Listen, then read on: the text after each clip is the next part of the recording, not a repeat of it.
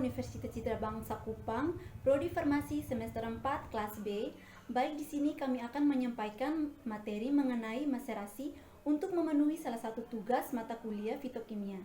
Perkenalkan, nama saya Fernando Orlando Mendoza dengan nomor induk mahasiswi 194111042 dan teman saya Andreani Korsini Teme dengan nomor induk mahasiswi 194111034.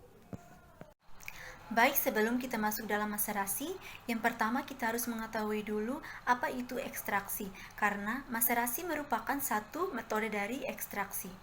Jadi, ekstraksi merupakan suatu proses pemisahan kandungan senyawa kimia dari jaringan tumbuhan atau hewan dengan menggunakan penyari tertentu. Berikut, ekstraksi bisa dilakukan dengan berbagai metode yang sesuai dengan sifat dan tujuan ekstraksi. Ekstraksi komponen senyawa kimia yang terdapat dalam tumbuhan dapat dilakukan dengan cara maserasi, perkolasi, ekstraksi dengan menggunakan coklat, dan ekstraksi dengan menggunakan gas superkritis. Yang akan kami bahas adalah metode maserasi. Baik, jadi maserasi ini berasal dari bahasa Latin yaitu macerare, yang artinya merendam.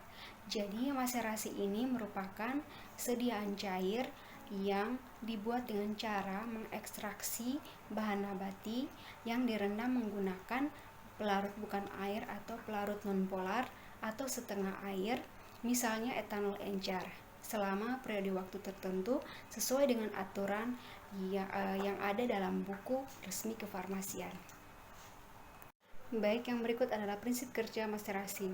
Jadi prinsip maserasi ini adalah ekstraksi zat aktif yang dilakukan dengan cara merendam serbuk dalam pelarut yang sesuai selama beberapa hari pada temperatur kamar terlindung dari cahaya. Pelarut akan masuk ke dalam sel dari tanaman melewati dinding sel. Isi sel akan larut karena adanya perbedaan konsentrasi antara larutan di dalam sel dan di luar sel.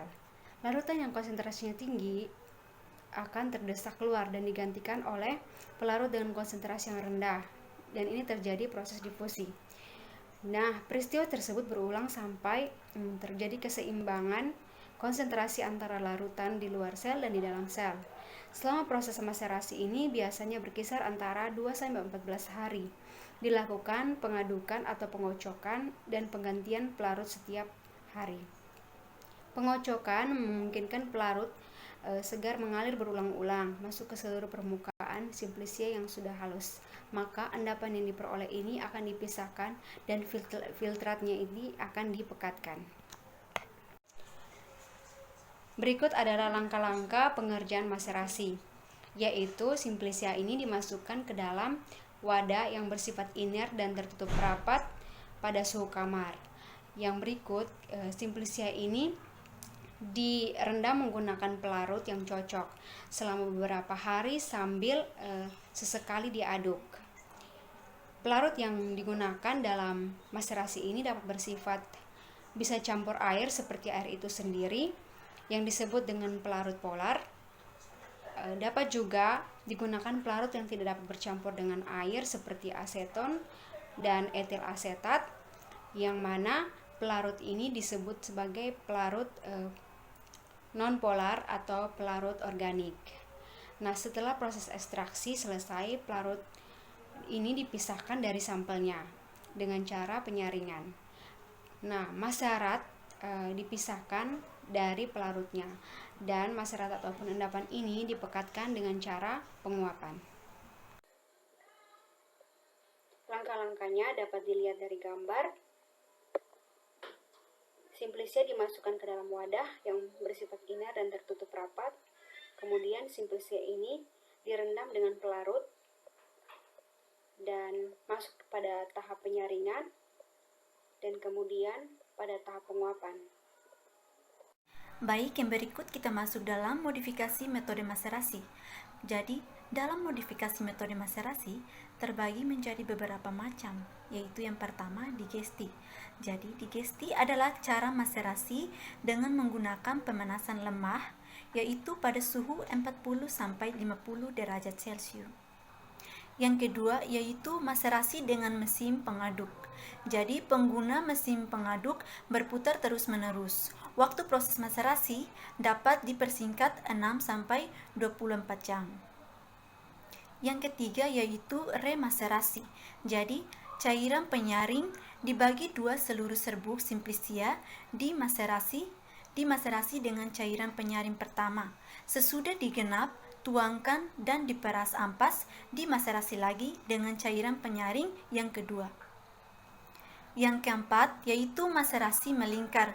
Jadi maserasi ini dapat diperbaiki dengan mengusahakan agar cairan penyaring selalu bergerak dan menyebar. Yang kelima yaitu maserasi melingkar bertingkat. Jadi pada maserasi melingkar, penyaring tidak dapat dilaksanakan secara sempurna karena pemindahan massa akan berhenti bila keseimbangan telah terjadi. Masalah ini dapat diatasi dengan maserasi melingkar bertingkat atau MMB yang akan didapatkan.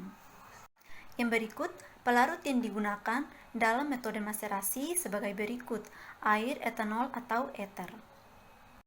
Baik, yang berikut kita akan masuk dalam kelebihan dan kekurangan ekstraksi dengan metode maserasi. Jadi, kelebihan metode ekstraksi maserasi ini yaitu alat dan cara yang digunakan sederhana, tanpa pemanasan, prosesnya relatif, hemat penyaring. Sedangkan untuk kekurangan metode ekstraksi maserasi yaitu banyak pelarut yang terpakai, prosesnya lama dan butuh waktu beberapa hari. Penyaringnya kurang sempurna atau dapat terjadi kejenuhan cairan penyaring sehingga kandungan kimia tersari terbatas.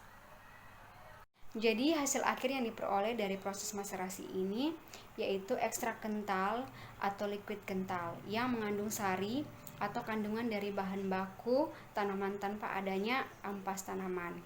Nah, hasil ekstrak atau liquid kental ini dapat dilanjutkan ke proses lebih lanjut seperti dijadikan ekstrak powder atau kapsul ekstrak ataupun ekstrak granul instan dan juga ekstrak powder instan untuk minuman.